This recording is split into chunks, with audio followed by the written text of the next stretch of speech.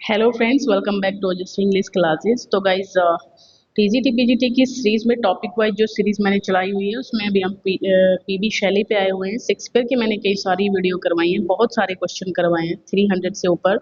और John Keats को भी पढ़ा है हमने, वर्ड्सवर्थ को पढ़ा है हमने।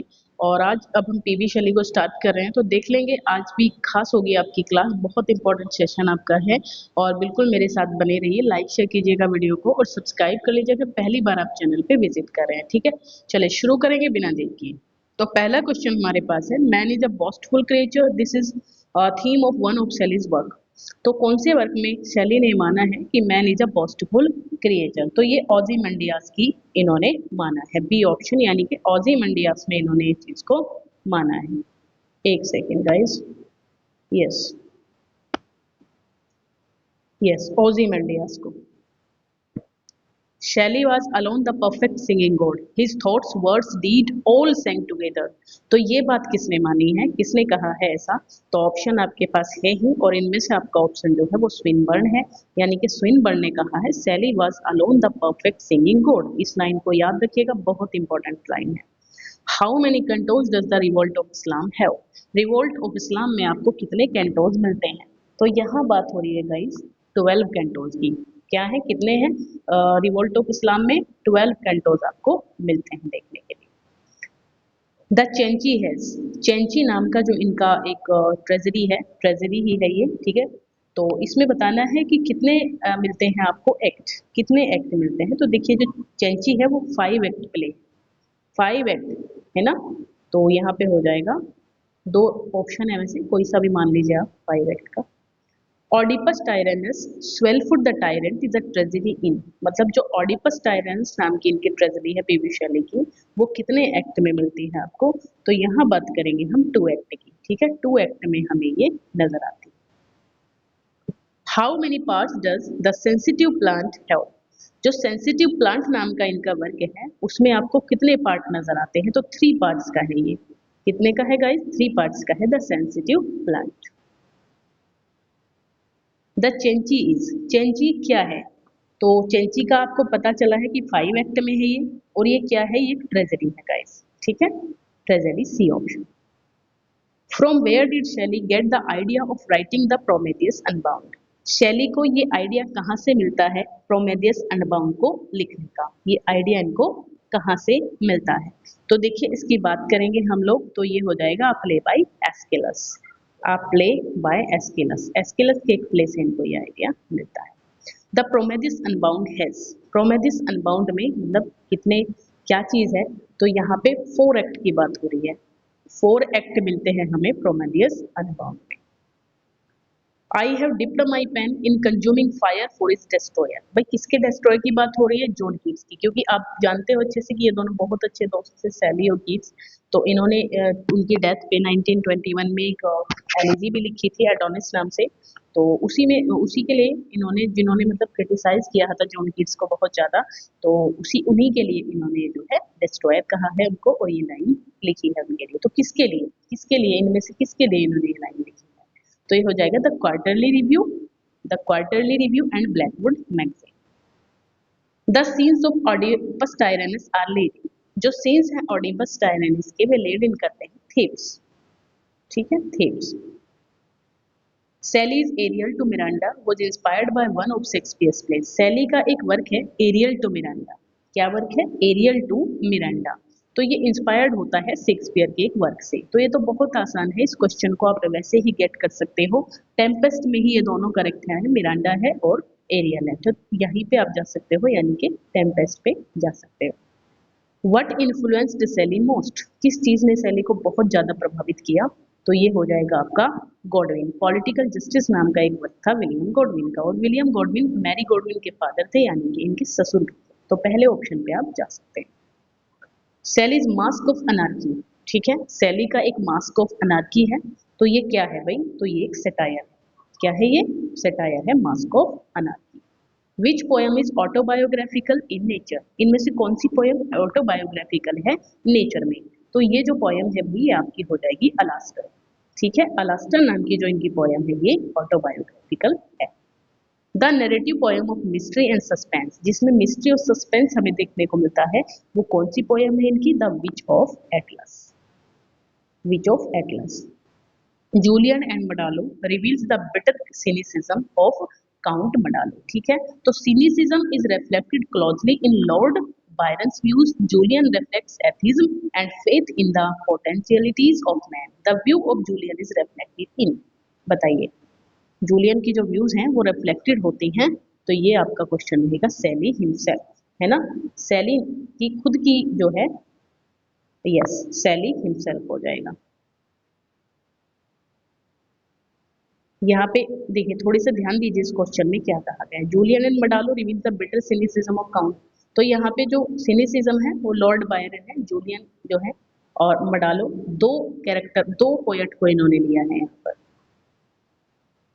Which year had been a year of happenings for Sally? This year was year when Alastair was published, Harry died and Sally married Mary Godwin, ठीक है। तो यहाँ जो आपका आंसर हो जाएगा वो आप जा सकते हो 1816 पे, ठीक है। अलास्टर कब आई थी? 1816 पे। जो दूसरी घटना थी वो क्या थी? इन्होंने शादी कर ली थी, हैरी मर गई थी और इन्होंने शादी कर ली थी मैरी गॉडविन से, विलियम गॉडविन की डॉटर से। It is an attack on dogmatic religion. Dogmatic क्या होता है? कट्टरपंथी वाला जो रिलीजन होता है लोगों के पास में, तो ये उसके ऊपर है। Industrial tyranny and war. It is an outcry against the unspiritual forces that weigh down humanity. Here is the reference of. तो ये रेफरेंस आपको कहाँ पर देखने को मिलता है? क्वीन मैम के अंदर, ठीक है। ऐसे क्वेश्चन बिल्कुल बनेंगे सैली से, आप लोगों को याद रखना है। तो विच ऑफ एटलस 1820 में आया था, द चेंची 1819 में, एपिसाइचेरियन 1821 मतलब एडोनिस के टाइम पे, और क्वीन मैम 1813 में। तो ईयर भी आपको सैली के सारे वर्क्स की ईयर आपको पता होनी चाहिए। The Revolt of Islam, which was based on a revolutionary theme, came out on January 1st, 1818. It was written in Spencer and Stanzas. The original title of the book was. तो इसका revolt of Islam जो है, इसका original title है, सीधी सीधी ये बात बतानी है आपको, ये जनवरी 1st 1818 में आया था। तो जो इसका सीधा जो है वो लॉन एंड सिंथिया, क्या है भाई? लॉन एंड सिंथिया जो है इसका बी, ए ऑप्शन, ठीक है। एडोनिस इज इन, एडोनिस जो है कौन सी फॉर्म में लिखी गई है? तो ये स्पेंसर एंड स्टेंजा में लिखी गई है। Poetry is the record of the best and happiest moments of the happiest and best minds. तो ऐसा किसने कहा है? तो सैली ने ही कहा है। The line he lives he wakes it's death is death not he occurs, ये लाइन कहाँ पर आती है? तो ये लाइन आपको मिलती है एडोनिस में। कहाँ पर मिलेगी? एडोनिस में, जो कि पीबी शैली ने के लिए इन्होंने पीबी शैली ने लिखी है जॉन कीट्स के लिए, करेक्ट।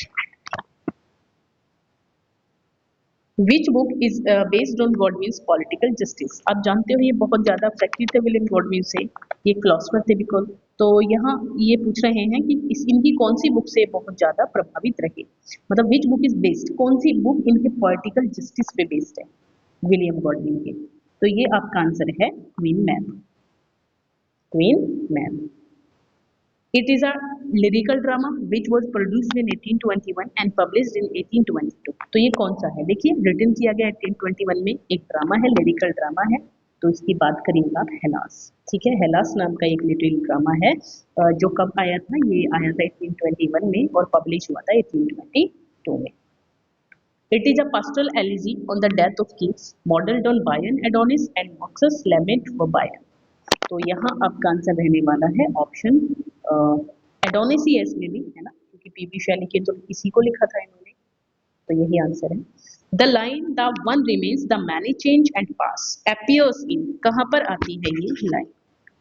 तो ये आपको जो है बताना है। तो इस लाइन की अगर आप बात करें, the one remains many change and pass, तो ये लाइन कहाँ पर आती है? यस, एडोनिस में ही है, पीबी शैली की एडोनिस में ही है। The poem of Shelley is an unfinished poem, ये एक अनफिनिश्ड पोयम है। Hazlitt describe it as new and terrific dance of death. तो ये कौन सी है? तो ये देखिए आपकी द ट्रम्प ऑफ लाइफ है, जो इनका अनफिनिश्ड वर्क रहा है, अनफिनिश्ड पोयम रही है। The line I am the daughter of the earth and water, तो ये कहाँ की लाइन है? तो ये क्लाउड की लाइन है, इनका एक वर्क है क्लाउड शैली का, उसी की लाइन है। इंपॉर्टेंट क्वेश्चन है बहुत ज्यादा। आज का एक एक क्वेश्चन आपके लिए इतना इंपॉर्टेंट है कि आप समझ भी नहीं सकते, ठीक है। Make me thy lyre even as the forest is these lines appear in, make me thy lyre even as the forest.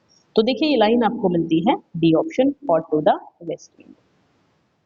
One second, yes, ये ode to the west wind की लाइन है। क्या लाइन थी एक बार देख लीजिए, make me thy lyre even as the forest is, तो ये थी और टू वेस्ट विंड की line. Life may change but it may fly not, hope may vanish but can die not. बहुत प्यारी लाइन है और इम्पोर्टेंट भी है, तो बिल्कुल आप यहाँ पे आ सकते हो। हेलास, कहाँ की लाइन है ये? हेलास की लाइन है। Life may change but it may fly not, hope may vanish but can die not, तो ये हेलास की लाइन है। Shelley's life and his poetry are dissolubly corrective. He acted what he thought and felt. तो whose comment is this? ये शैली के लिए किसकी कमेंट है? बहुत अच्छी कमेंट है। और बिल्कुल गाइस ये शैली एंड बायरन। अच्छा एक सेकंड, देखिए यहाँ पे बात हो रही है कि शैली की जो लाइफ है, हिज पोएट्री आर डिलीजिबली करेक्टिव। ये कमेंट किसने की है इनके लिए?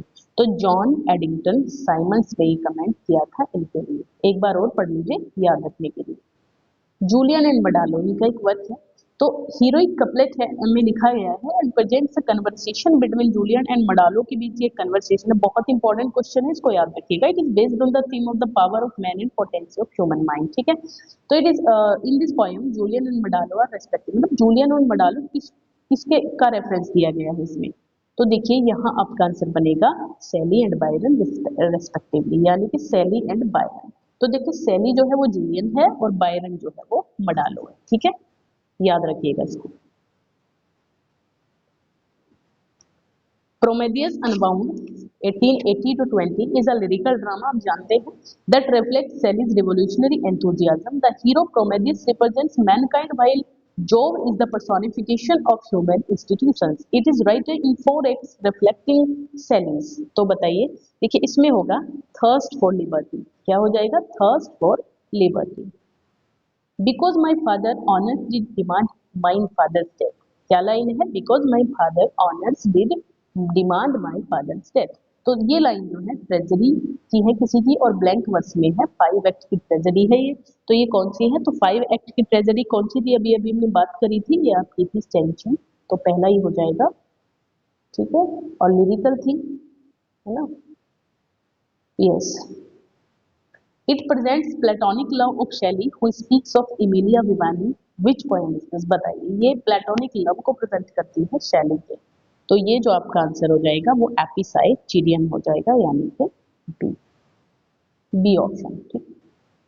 Which poem is the tragedy of idealist who seeks in reality the counterpart of his ideal? तो which poem जो है ट्रेजेडी है आइडियलिस्ट के लिए, तो ये जो बनेगा आपका वो अलास्टर है, ठीक है, अलास्टर हो जाएगा, पहला ही option correct.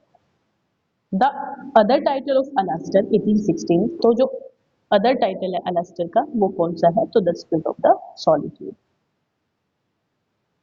The most gentle, the most amiable and the least worldly minded person I ever met. तो whom word are these and about whom, मतलब ये किसके वर्ड है और किसके लिए है? तो देखिए ये जो वर्ड हैं आपके, क्या वर्ड है? बहुत प्यारे हैं। The most gentle, the most amiable, least worldly minded person I ever met. तो ये बायरन ने कहा है किसके बारे में? शैली के बारे में। It is the best lyrical drama that shows Shelley's revolutionary enthusiasm. Revolutionary poet थे शैली, आप अच्छे से जानते हो। तो ये बात हमें कौन से इनके वर्क में नजर आती है? तो देखिए प्रोमेथियस अनबाउंड है ना, प्रोमेथियस, क्योंकि यहाँ लिबर्टी की बात की गई है इसमें। एपिसाइचिडियम सेलिब्रेट्स, तो ये हो जाएगा प्लेटोनिक लव, अभी अभी बात की थी हमने प्लेटोनिक लव के बारे में है ये। चलिए, Adonis is a threnody over the death of the poet. Adonis अभी अभी बात की थी, इसके बारे में है, तो कोई दिक्कत नहीं है इसमें। वर्ड्सवर्थ फाउंड एंड शैली लॉस्ट हिमसेल्फ इन नेचर। बताइए, वर्ड्सवर्थ ने अपने आप को नेचर में पाया, जबकि शैली ने क्या किया? खो दिया अपने आप को नेचर में। तो ये कमेंट आपकी किसकी है? बहुत इंपॉर्टेंट क्वेश्चन है, विलियम जे लॉन्ग की कमेंट है ये।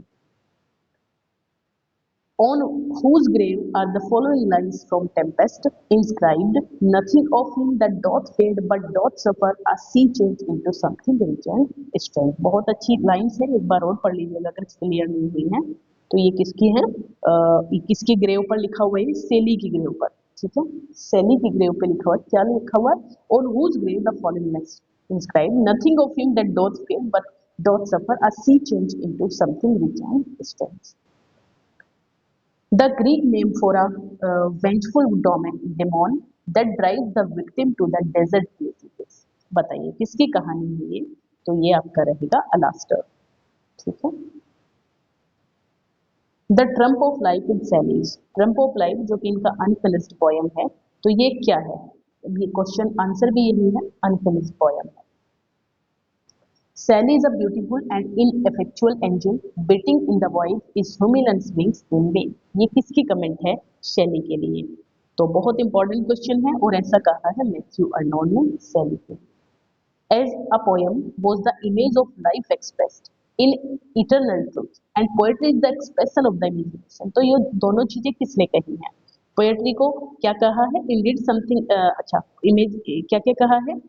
हाँ ये कहा है कि a poem was the image of life expressed in eternal truth और life is the expression of the imagination. तो ये किसने कही है? दोनों ही बातें शैली ने कही है। अब बात आती है imagination is the great instrument of moral good a man to be greatly good but good must imagine intensely and comprehensively. Who said? तो ये भी जो बात कही है शैली ने कही है। ये हो जाएगा हमारा आंसर। और लास्ट क्वेश्चन है आज का, poetry is indeed something divine, it is at once the centre and circumference of knowledge. Centre and circumference of knowledge, बहुत अच्छे से इस क्वेश्चन को याद रखिएगा। शैली की डेफिनेशन है ये पोएट्री की। तो गाइज आई होप आपको सेशन अच्छा लगा होगा। अच्छा लगा है तो लाइक जरूर कीजिएगा, ज्यादा से ज्यादा लोगों के पास शेयर कीजिएगा। मोबाइल टिक